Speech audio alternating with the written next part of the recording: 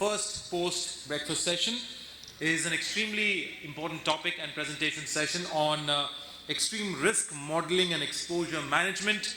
And to present this topic, I would like to call on stage with a big round of applause, Mr. Satyajit Kanjilal, Director from Forexserve.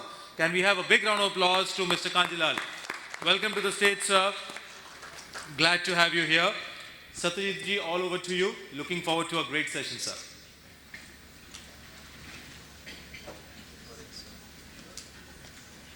Thank you. And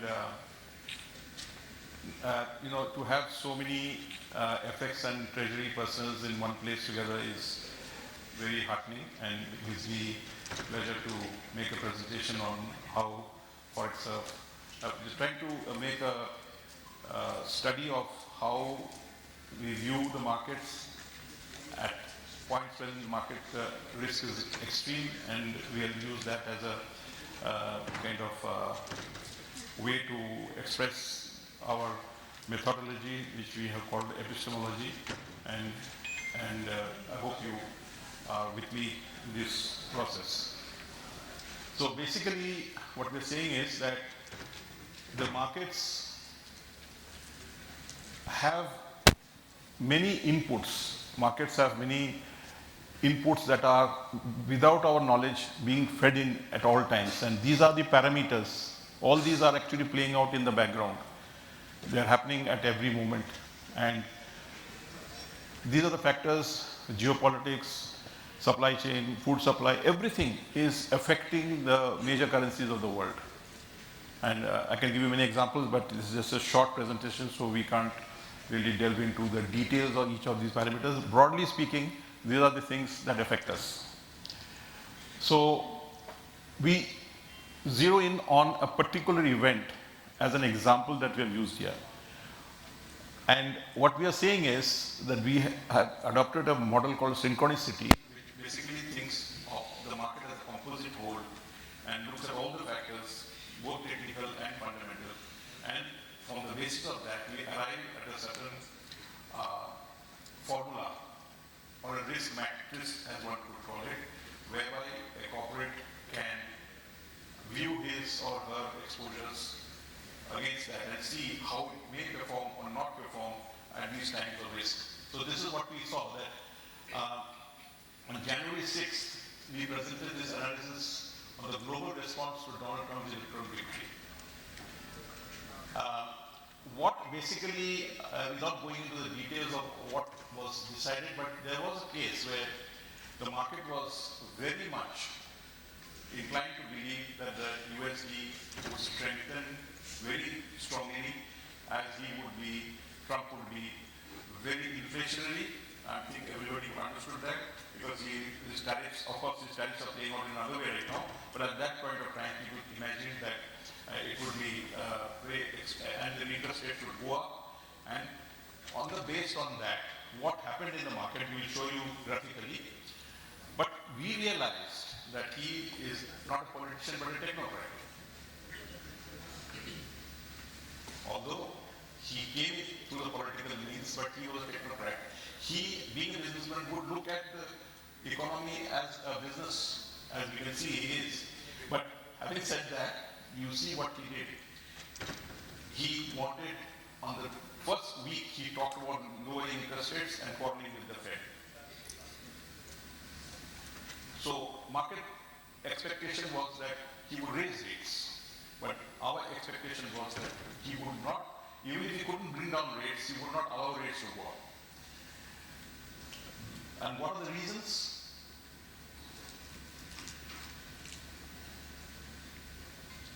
How did the market react?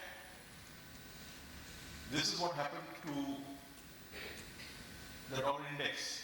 From the 6th of November, when he was elected, or when the election results were about to come out, it was realized that the dollar would become strong, and this is how the market reacted. The dollar index shot up on that particular day. This is what happened to the euro. It collapsed. Similarly, the rupee also went up in this session. And the JPY also, actually the dollar, as you can see, has moved up uniformly across the board against all currencies. Those who don't observe the markets, graphically you can see what happened to the dollar. This was the expectation on November that the dollar would go up, and market actually played that hand of a strong dollar. They committed themselves to a strong dollar. This is where the fallacy lies. And Chinese yuan. This also suffered deeply because obviously the trade issue with China is a well-known one, and this was the major elephant to grapple with. So therefore, Chinese yuan also dipped from 7.12 to 7.24. In fact, it went up higher after that. So what happened actually is that the dollar index rose steadily.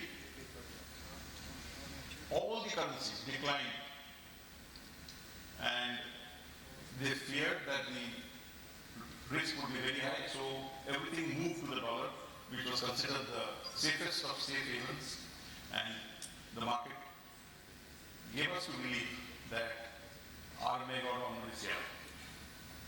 Now this is where corporates who had exposures to hedge in the near term or future would have a dilemma as to what do we do, how do we plan the future, what should we look for the next 3 months, 6 months, 1 year, what should be the way we project our payments or inflows. If you have exports, do we sell now or do we have, I'm talking about rupee, let's say.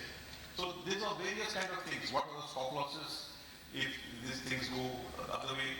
So the concept of stop loss basically is a kind of saying that, okay, I was wrong, or maybe there has to be a case where I will sell to protect my benchmark.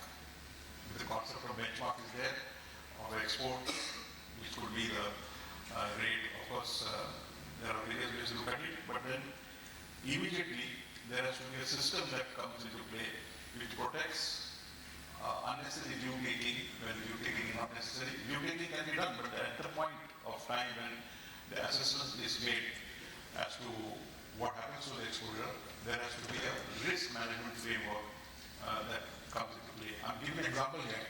And you see a trapeze artist in a, let's say in a circus. She walks across the rope very beautifully, very gracefully. But you may have noticed this girl must be doing this hundreds and thousands of times. But the circus owner does not fail in putting a safeguard of a net below that. Why does the circus owner put a net below that? That is the safety strategy. While there is only a 1% chance of a failure, even that 1% chance of failure is protected against. So this is in a circus, where real life situation.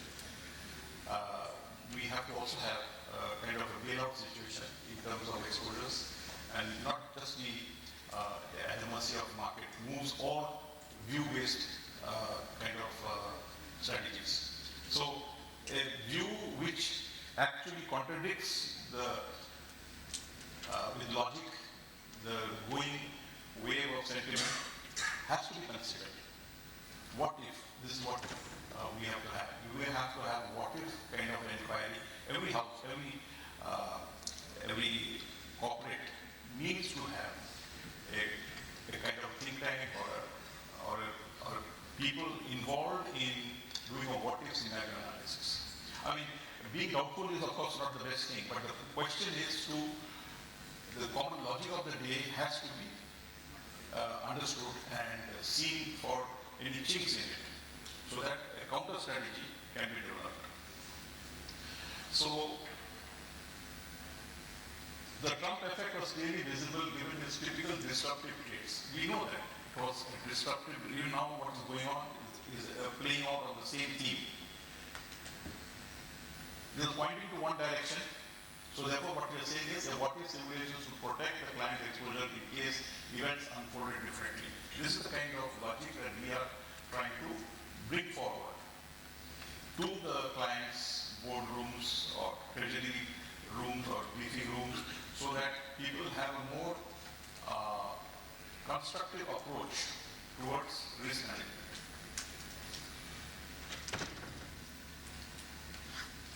So this was our view based on technicals. This was on, you can see the date. This was the technical analysis of, let's say, the dollar index which we were looking at. The euro was at 108 plus, and our view was it will be below 100. Can anybody tell me where is the dollar index now? 99.50. Can you come up?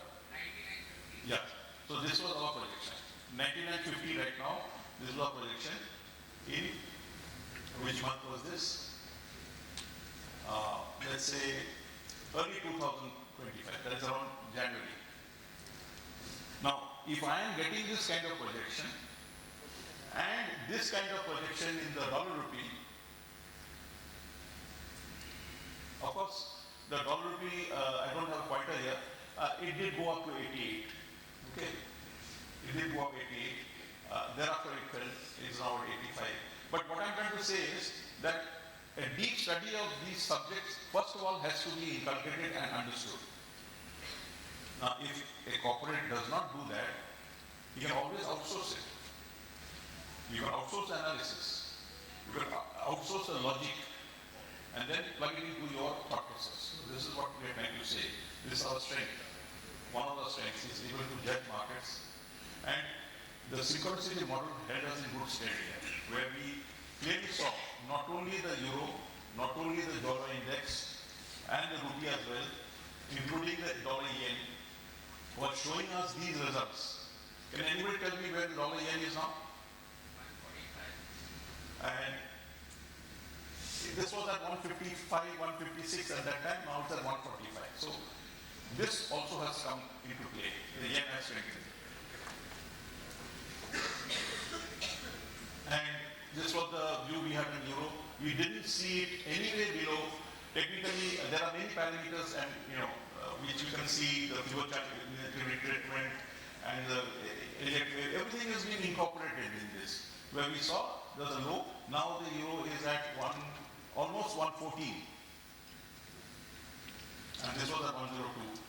Huge movement in 3 months, 3 to 4 months.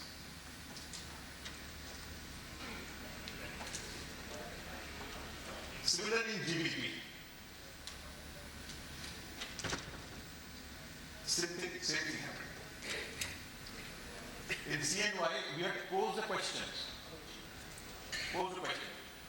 It was totally contrary to reason, for the simple reason that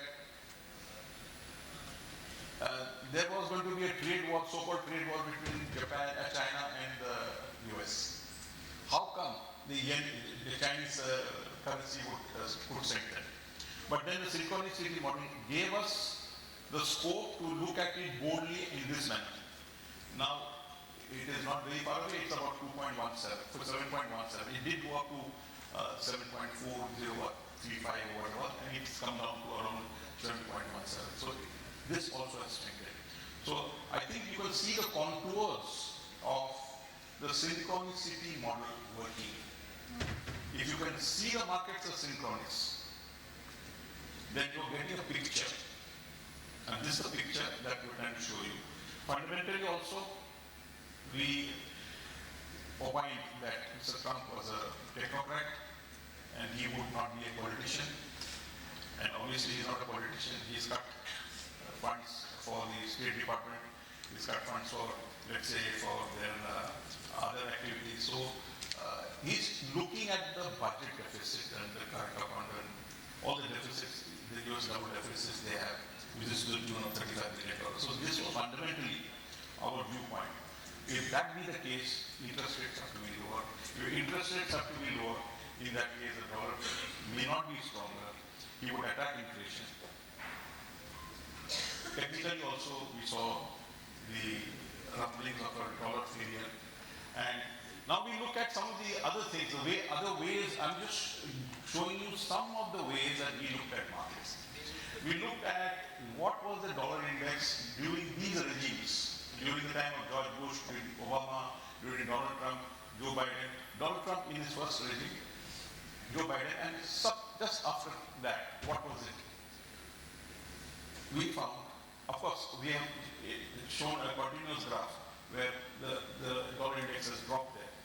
But we got the impression that Trump in his first avatar did not see a dollar stronger, but ultimately at the end of his term, the dollar was weaker. So did we get a clue that this is what likely to happen? So we are looking for clues in many places, in many ways. So the whole thing comes together. Then we look at US inflation. What has happened during each period?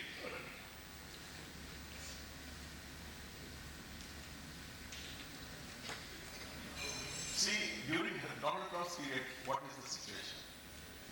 And during Democrat period, what is the situation? Generally, higher inflation. Higher spending, obviously, at that point of time, when the refugees were coming in, aliens as they used to come for them. So, funding them, giving them a hotel in New York. You've seen all those images. Today, multimedia, social media, you get to see everything instantly. So, and then they cut the budget. And you see inflation, what has happened in the US recently. It's collapsed. Inflation has dipped. So when inflation goes down, do you cut rates or you increase rates? So the core premise of this synchronicity model is that all markets and asset classes are interlinked. They tend to move in coordination, sometimes subtly, with observable leads and lags. Supporting tools such as aggregative theory and various technical indicators further enhance the model's predictive capabilities. So we're not only depending on technical analysis, we're depending on fundamental inputs which are essential as the allopathic way and the homeopathic way is technical analysis. So one looks at the cause, other looks at the effect. So this is what has happened actually. The euro has declined, GBP has declined. And when market becomes predisposed to one side, that is a danger. Subtly, there is a predisposition that I am leaning on one side.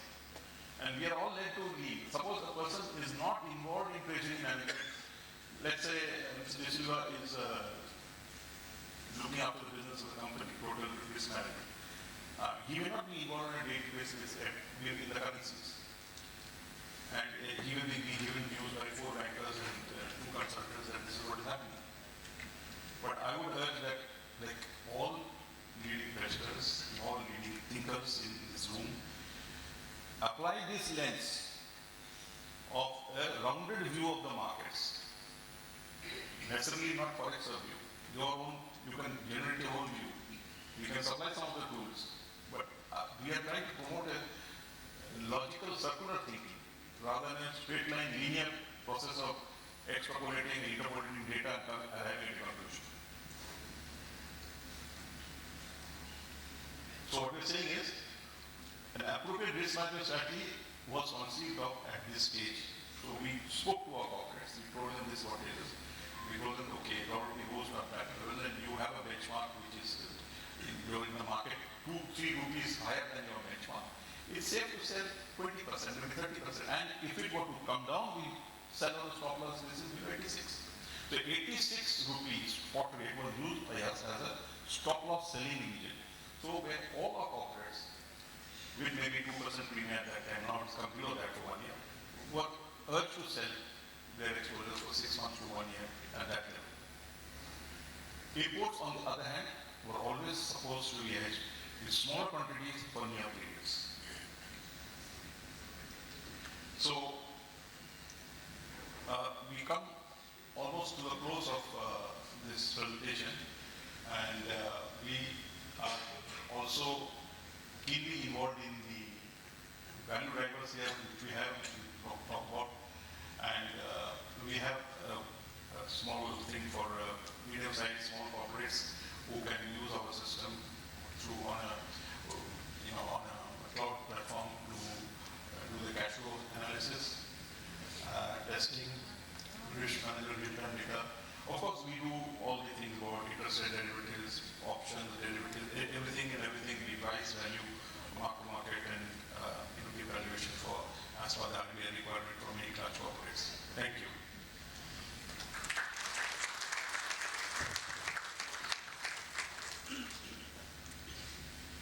Thank you so much, sir.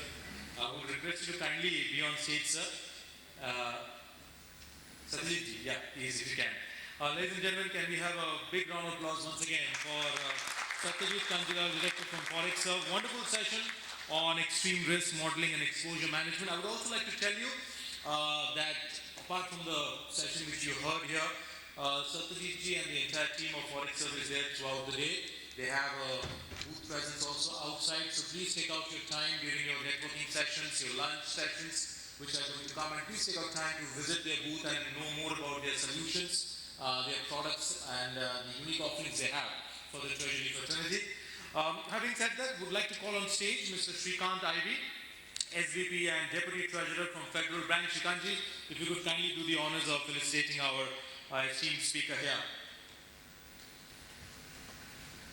A big round of applause once again, ladies and gentlemen. Mr. Satyajit Kanjilal, Director from Forexserve, for that wonderful session on extreme risk modeling and exposure management.